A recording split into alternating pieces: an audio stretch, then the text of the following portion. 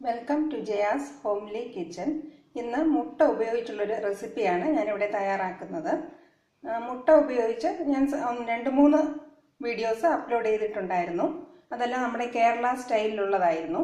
ഇത് ഒരു ഇന്റർനാഷണൽ റെസിപ്പിയാണ്. ഇതിന്റെ പേര് ഷാക്ഷൂക്ക എന്നാണ്. ഈ ഇന്റർനാഷണൽ റെസിപ്പി നമ്മൾ അപ്പാടെ അതുപോലെ നമുക്ക് ഫോളോ ചെയ്യാൻ ബുദ്ധിമുട്ടായിരിക്കും. അതിൽ ചേർക്കുന്ന കുറച്ച് ഇൻഗ്രീഡിയൻസ് നമുക്ക് ഇഷ്ടമുള്ള ടേസ്റ്റിന് ആയിരിക്കണമെന്നില്ല. അപ്പം ഞാൻ അതിൽ കുറച്ച് വേരിയേഷൻ വരുത്തി നമ്മുടെ ഒരു ഇന്ത്യൻ സ്റ്റൈലിലാക്കി അത് മാറ്റിയാണ് തയ്യാറാക്കുന്നത്. അപ്പം ഞാനത് പ്രോപ്പർ ഫോമിൽ ഇന്റർനാഷണൽ സ്റ്റൈലിൽ ചെയ്യുന്ന കാര്യവും പറയുന്നുണ്ട്, നമ്മളതിനെ മാറ്റി ചെയ്യുന്ന വേരിയേഷനും പറയുന്നുണ്ട്. പക്ഷെ ഞാനിന്നിവിടെ തയ്യാറാക്കുന്നത് നമ്മുടെ കേരള സ്റ്റൈലിൽ നമുക്ക് ഇഷ്ടമുള്ള ഫ്ലേവർ ചേർത്താണ്. അപ്പം അതുകൊണ്ട് കാണുന്നവർക്ക് ഇതിൻ്റെ ഒറിജിനൽ റെസിപ്പിയിൽ നിന്ന് ഇത് ഒരുപാട് വ്യത്യാസമാണെന്ന് തോന്നാം. കുറച്ച് വ്യത്യാസങ്ങൾ വരുത്തിയാണ് ഇത് തയ്യാറാക്കുന്നത്. ഇതിന് വേണ്ട ഇൻഗ്രീഡിയൻസ് എന്തൊക്കെയാണെന്ന് ആദ്യം നമുക്ക് നോക്കാം. ഇതിന് മെയിനായിട്ട് നമുക്ക് വേണ്ടത് മുട്ടയാണ്. ഞാനിവിടെ 4 മുട്ട എടുത്തിട്ടുണ്ട്. ഞാൻ ഈ തയ്യാറാക്കുന്ന ഗ്രേവി ഏകദേശം 6 മുട്ടയ്ക്ക് വരെ ഉപയോഗിക്കാൻ പറ്റുന്ന അളവിലുള്ള ഗ്രേവിയാണ്. പക്ഷേ എനിക്ക് 4 മുട്ടയുടെ ആവശ്യമുള്ളത് കൊണ്ടാണ് ഞാൻ ഇത്രയും ഗ്രേവി ഉപയോഗിച്ച് തയ്യാറാക്കുന്നത്. കുറച്ച് സോസി ആയിട്ട് കൂടുതൽ ഗ്രേവി എനിക്ക് ആവശ്യമുള്ളത് കൊണ്ടാണ് ഞാൻ കുറച്ച് ഗ്രേവി കൂടുതലായിട്ട് തയ്യാറാക്കുന്നത്. അപ്പം നിങ്ങൾക്ക് 6 മുട്ട വരെ ഈ ഒരു അളവ് വെച്ച് തയ്യാറാക്കാവുന്നതാണ്. പിന്നെ വേണ്ടത് 3 ഒരു മീഡിയം സൈസുള്ള സവാള വളരെ തിന്നായിട്ട് ചെറിയ പീസായിട്ട് കട്ട് ചെയ്തെടുത്തിട്ടുണ്ട്. പിന്നെ ഒരു 10 അല്ലി വെളുത്തുള്ളിയും ഒരു വലിയ കഷ്ണം ഇഞ്ചിയും ചതച്ചെടുത്തിട്ടുണ്ട്. 2 വലിയ തക്കാളി ചോപ്പ് ചെയ്ത് വെച്ചിട്ടുണ്ട്. ഒരു 10-12 അല്ലി വെളുത്തുള്ളി ചെറുതായിട്ട് കട്ട് ചെയ്ത് വെച്ചിട്ടുണ്ട്. ഒരു പച്ചമുളകും കട്ട് ചെയ്തെടുത്തിട്ടുണ്ട്. പിന്നെ ഞാനിവിടെ എടുത്തിട്ടുള്ളത് 2 ടീസ്പൂൺ മുളക് പൊടി എടുത്തിട്ടുണ്ട്, 1/2 ടീസ്പൂൺ മല്ലിപ്പൊടി, 1/2 ടീസ്പൂൺ മഞ്ഞൾപ്പൊടി, 1/2 ടീസ്പൂൺ ഗരം മസാല പൊടി, ഒരു 1/2 ടീസ്പൂണോളം കുരുമുളക് ചതച്ചത്, ആവശ്യത്തിന് ഉപ്പ്, 1 കപ്പ് വെള്ളം, കുറച്ച് ചീസ് എടുത്തിട്ടുണ്ട്. ഞാനിവിടെ ചെഡാർ ചീസാണ് എടുത്തിരിക്കുന്നത്. ചീസ് 4 വലിയ പീസായിട്ട് കട്ട് ചെയ്ത് എടുത്തിട്ടുണ്ട്. പിന്നെ കുക്കിംഗ് ഓയിലായിട്ട് ഞാനിവിടെ സൺഫ്ലവർ ഓയിലാണ് ഉപയോഗിക്കുന്നത്. പിന്നെ പാസ്ത സീസണിങ് അല്ലെങ്കിൽ നമുക്ക് മിക്സ്ഡ് ഹെർബ്സ് കിട്ടുന്നുണ്ട്, അതിലേതെങ്കിലും ഒന്ന് ഉപയോഗിക്കാം. പിന്നെ ഒരു തക്കാളി നന്നായിട്ട് ബ്ലാഞ്ച് ചെയ്യാന്ന് പറഞ്ഞാൽ തിളച്ച വെള്ളത്തിലിട്ട് അതിൻ്റെ തോല് കളഞ്ഞ് കിട്ടുന്ന ആ തക്കാളിയെ ഒന്ന് മിക്സിയിലിട്ട് തണുത്തതിന് ശേഷം നന്നായിട്ട് ഒന്ന് അരിച്ചെടുത്ത് വെച്ചിരിക്കുന്നതാണ്. അങ്ങനെ ഞാനിവിടെ ഒരു തക്കാളി തയ്യാറാക്കി വെച്ചിട്ടുണ്ട്. ഇതൊക്കെയാണ് ഞാനിവിടെ ഉപയോഗിക്കുന്ന ഇൻഗ്രീഡിയൻസ്.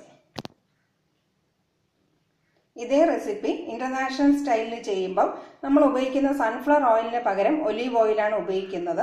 പിന്നെ തക്കാളി, സവാള അതെല്ലാം ചേർക്കും, വെളുത്തുള്ളിയും ചേർക്കും. പക്ഷെ ഈ മസാലകളൊന്നുമല്ല ചേർക്കുന്നത്. അതിന് പകരമായിട്ട് മിക്സ്ഡ് ഹെർബ്സും അങ്ങനെ ഇന്റർനാഷണൽ നമുക്കറിയാമല്ലോ, നമ്മൾ വളരെ ഇഷ്ടപ്പെടുന്ന ടൈപ്പിലുള്ള ഫ്ലേവർ അല്ലാത്ത മസാല കൂട്ടാണ് ഇതിനകത്ത് ചേർക്കുന്നത്.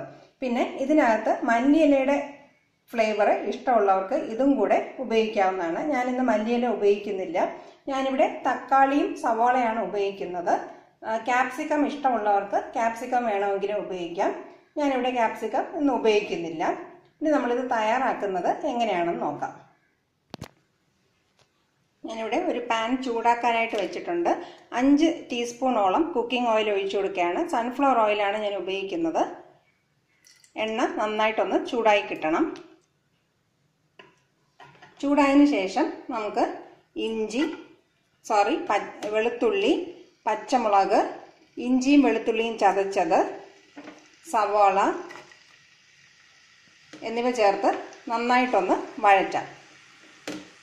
നമ്മൾ സാധാരണ മുട്ടക്കറിക്കൊക്കെ ചെയ്യുന്ന പോലെ അത്രയും ട്രാൻസ്പാരൻ്റ് ആക്കി എടുക്കണ്ട. എന്നാലും ഇത് പച്ചമണമെല്ലാം മാറി ചെറുതായിട്ടൊന്ന് നിറം മാറുന്നത് വരെ നമുക്കിത് വഴറ്റിയെടുക്കണം. ഈ റെസിപ്പി നമുക്ക് സൈഡ് ഡിഷായിട്ട് ഉപയോഗിക്കാൻ പറ്റുന്ന ഒന്നാണ്. സാധാരണ ഫോറിനേഴ്സ് ഇത് ബ്രെഡ് ടോസ്റ്റിൻ്റെ കൂടെയാണ് കഴിക്കുന്നത്.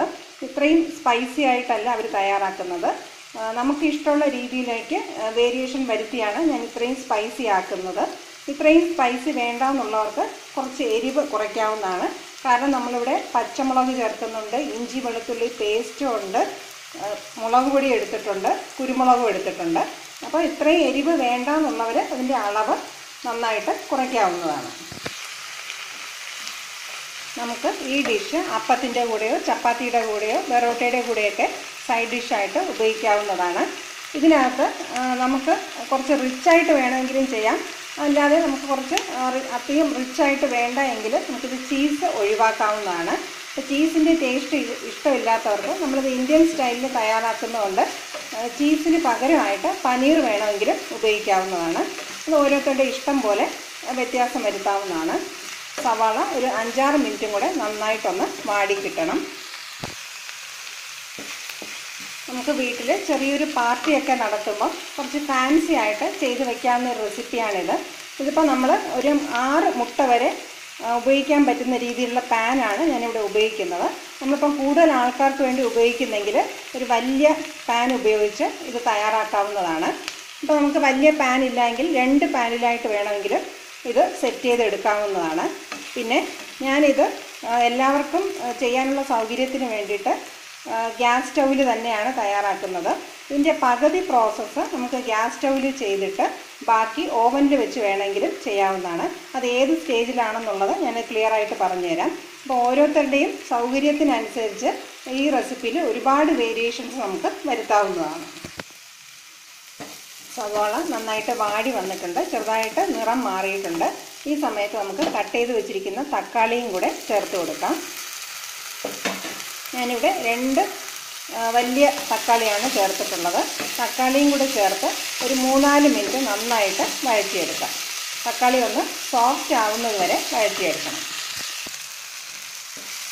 തക്കാളി നന്നായിട്ട് വാടി വന്നിട്ടുണ്ട്. ഏകദേശം ഒരു 4-5 മിനിറ്റ് ഞാനിത് വഴറ്റിയിട്ടുണ്ട്.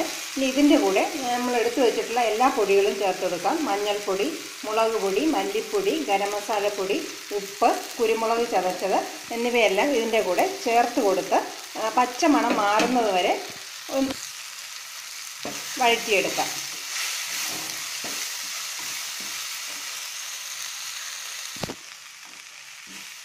പൊടികളുടെ എല്ലാം പച്ചമണം മാറിയിട്ടുണ്ട്. ഇതിൻ്റെ കൂടെ ഞാൻ തക്കാളി അടിച്ചു വെച്ചത് ചേർത്ത് കൊടുക്കുകയാണ്. അതും കൂടെ ചേർത്ത് ഒന്ന് ചൂടാക്കാം. എല്ലാം ഒന്ന് മിക്സ് ആയതിനു ശേഷം ഞാനിവിടെ 1 കപ്പോളം വെള്ളം എടുത്തു വെച്ചിട്ടുണ്ട്. ഈ വെള്ളവും കൂടെ ചേർത്ത് വെച്ച് വളരെ ലോ ഫ്ലെയിമിൽ വെച്ച് ഇത് നന്നായിട്ടൊന്ന് നമുക്ക് കട്ടിയാക്കി എടുക്കണം. കുറച്ച് തിക്കായിട്ടുള്ള ഒരു സോസായിട്ട് നമുക്കിത് കിട്ടണം. കുറച്ചും കൂടെ ഇതെല്ലാം നന്നായിട്ട് വെന്ത് ഉടഞ്ഞ് ചേർന്ന് നമുക്കൊരു തിക്കായിട്ടുള്ള ഒരു ഗ്രേവി ആയിട്ട് കിട്ടണം. ഈ റെസിപ്പി ഞാൻ സൺഫ്ലവർ ഓയിലാണ് തയ്യാറാക്കുന്നത്. ഒലീവ് ഓയിൽ ഇഷ്ടമുള്ളവർക്ക് അതിൽ വേണമെങ്കിലും തയ്യാറാക്കാവുന്നതാണ്. ഗ്രേവി ഒന്ന് ചെറുതായിട്ട് തിക്കായിട്ടുണ്ട്. അപ്പോൾ ഈ ഒരു സ്റ്റേജ് എത്തുമ്പോൾ തന്നെ ഗ്യാസ് ഓഫ് ചെയ്ത് കൊടുക്കുക. ഓഫ് ചെയ്തിട്ട് നമ്മൾ എടുത്തു വെച്ചിരിക്കുന്ന ചീസ് ചേർത്ത് കൊടുക്കാം. ചീസ് ഞാനിവിടെ കുറച്ച് വലിയ പീസായിട്ടാണ് ചേർത്തിരിക്കുന്നത്. അങ്ങനെ തന്നെ ചേർത്ത് കൊടുക്കുന്നതാണ് നല്ലത്. അതും കൂടെ ചേർത്ത് നമുക്കിങ്ങനെ ഗ്യാസ് ഓഫ് ചെയ്ത് വയ്ക്കാം. ചീസ് ചേർക്കുന്നവർക്ക് ഉപ്പിൻ്റെ അളവ് ശ്രദ്ധിക്കുക. അതനുസരിച്ചാണ് ഞാൻ ഉപ്പ് ചേർത്തിട്ടുള്ളത്. ചീസ് ചേർക്കാത്തവർക്ക് അതിനനുസരിച്ച് ഉപ്പ് ചേർക്കാവുന്നതാണ്. ഇനി നമ്മൾ ഗ്യാസ് ഓഫ് ചെയ്ത് കഴിഞ്ഞു. ഞാനിത് ഫുൾ പ്രോസസ്സും ഇനി ഗ്യാസിലാണ് ചെയ്യുന്നത്. അതുകൊണ്ട് ഞാനിത് ഈ പാത്രത്തിൽ വെച്ച് തന്നെയാണ് തയ്യാറാക്കുന്നത്. അഥവാ ഓവനിലാണ് തയ്യാറാക്കുന്നതെങ്കിൽ ഈ ഗ്രേവി നമുക്കൊരു ഓവൻ പ്രൂഫ് പാത്രത്തിലേക്ക് മാറ്റിയിട്ട് ഇനി ചെയ്യുന്നതെല്ലാം ആ പാത്രത്തിൽ വെച്ച് ചെയ്തിട്ട് ഓവനിൽ വെച്ച് ഒരു 10 മിനിറ്റോ 12 മിനിറ്റോ വെച്ചൊന്ന് ബേക്ക് ചെയ്തെടുക്കാവുന്നതാണ്. പനീറാണ് ചേർക്കുന്നതെങ്കിൽ പനീർ കുറച്ച് ചെറിയ പീസായിട്ട് ഇങ്ങനെ കൈകൊണ്ട് തന്നെ ഒന്ന് ക്രംബിൾ ചെയ്ത് ഈ സമയത്ത് ഗ്രേവിയിൽ ചേർത്ത് കൊടുക്കാവുന്നതാണ്. ഇനി അടുത്ത സ്റ്റെപ്പ് നമുക്ക് നോക്കാം. ഞാനിവിടെ ഓരോ മുട്ടയായിട്ട് പൊട്ടിച്ചെടുക്കുകയാണ്. 1 മുട്ട പൊട്ടിച്ചെടുക്കുക. ഞാനിങ്ങനെ ഒരു ചെറിയ പാത്രത്തിൽ മുട്ട പൊട്ടിച്ചെടുത്തിട്ടുണ്ട്. ഇനി ഇപ്പം ഗ്യാസ് ഓഫ് ചെയ്തിരിക്കുകയാണ്. ഓരോ മുട്ടയായിട്ട് പതുക്കെ ഇങ്ങനെ ഈ ഗ്രേവിയിലൊന്ന് ഒഴിച്ചു കൊടുക്കുക. ഇനി ഇതുപോലെ എല്ലാ മുട്ടയും ഓരോന്നായിട്ട് പൊട്ടിച്ച് ഈ ഗ്രേവിയിൽ നമുക്കൊന്ന് ഒഴിച്ചു കൊടുക്കാം. 4 മുട്ടയും ഇങ്ങനെ കുറച്ച് ഗ്യാപ്പ് വിട്ട് പൊട്ടിച്ചൊഴിച്ചിട്ടുണ്ട്. എന്നിട്ട് ഞാനിത് 4 മുട്ടയും ഒഴിച്ചതിന് ശേഷമാണ് ഗ്യാസ് ഓൺ ചെയ്തിരിക്കുന്നത്. ഗ്യാസ് ഏറ്റവും ലോ ഫ്ലെയിമിൽ വെച്ച് കൊടുക്കുക. വെച്ചതിന് ശേഷം നമുക്കിങ്ങനെ ഒരു അടപ്പ് വെച്ച് ഇത് വളരെ ലോ ഫ്ലെയിമിൽ വെച്ച് വേവിച്ചെടുക്കാം. ഇപ്പോൾ ഓവനിലാണ് ചെയ്യുന്നതെങ്കിൽ ഇതിങ്ങനെ ഓവനിൽ വെച്ചിട്ട് ഓരോരുത്തരുടെ ഇഷ്ടമുള്ള സമയം അനുസരിച്ച് വേവിച്ചെടുക്കാം. ചിലർക്ക് ഇത് വളരെ സോഫ്റ്റ് ആയിട്ട് കഴിക്കാനാണ് താല്പര്യം, ചിലർക്ക് കുറച്ച് നല്ല ഹാർഡ് ബോയിൽഡായിട്ട് കഴിക്കാനായിരിക്കും താല്പര്യം. അപ്പം എത്രയാണോ എന്ന് ചെക്ക് ചെയ്തിട്ട് അതിനനുസരിച്ച് വേവിച്ചെടുക്കുക. ഞാൻ സാധാരണ ഇത് ഫുള്ളി കുക്ക്ഡ് ആയിട്ടാണ് ഉപയോഗിക്കുന്നത്. ഏകദേശം ഒരു 10-12 മിനിറ്റ് സമയം വേണ്ടി വരും. ഇടയ്ക്ക് നമുക്കൊന്ന് ഫോർക്ക് വെച്ച് ചെക്ക് ചെയ്യാവുന്നതാണ്.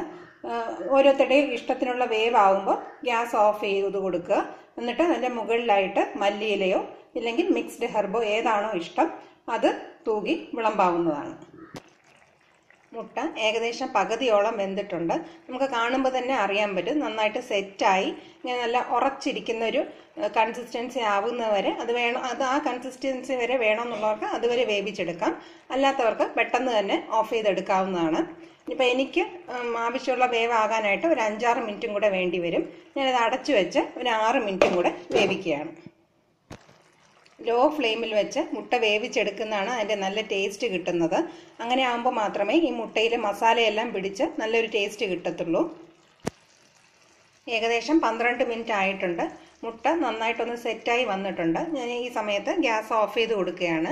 ഇനി ആ ചൂടിലിരുന്ന് തന്നെ മുട്ട 1-2 മിനിറ്റ് കൊണ്ട് കുറച്ചും കൂടെ വെന്ത് കിട്ടും. ഇനി ഇതിൻ്റെ മുകളിലായിട്ട് ഞാൻ കുറച്ച് പാസ്ത സീസണിങ് വിതറി കൊടുക്കുകയാണ്. ഇതിൻ്റെ ഫ്ലേവർ ഇഷ്ടമില്ലാത്തവർക്ക് മല്ലിയില വേണമെങ്കിൽ തൂകി കൊടുക്കാവുന്നതാണ്.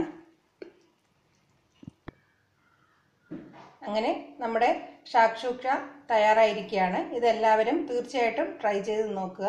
ഇത് വളരെ എളുപ്പത്തിൽ തന്നെ നമുക്ക് തയ്യാറാക്കാവുന്ന ഒരു റെസിപ്പിയാണ്. നമ്മുടെ വീട്ടിൽ തന്നെ അവൈലബിൾ ആയിട്ടുള്ള ഇൻഗ്രീഡിയൻസ് ഉപയോഗിച്ചാണ് ഇത് തയ്യാറാക്കിയിരിക്കുന്നത്. അല്ലാത്ത പക്ഷം ചീസ് എല്ലാം നമുക്ക് അവോയ്ഡ് ചെയ്യാവുന്നതാണ്. ഇതെല്ലാവർക്കും ഇഷ്ടപ്പെട്ട് കാണുമെന്ന് വിചാരിക്കുന്നു. ഈ റെസിപ്പിയെക്കുറിച്ചുള്ള കമൻസ് തീർച്ചയായിട്ടും അറിയിക്കുക. എൻ്റെ ചാനൽ സബ്സ്ക്രൈബ് ചെയ്യാനും മറക്കാതിരിക്കുക. Thank you for watching my video.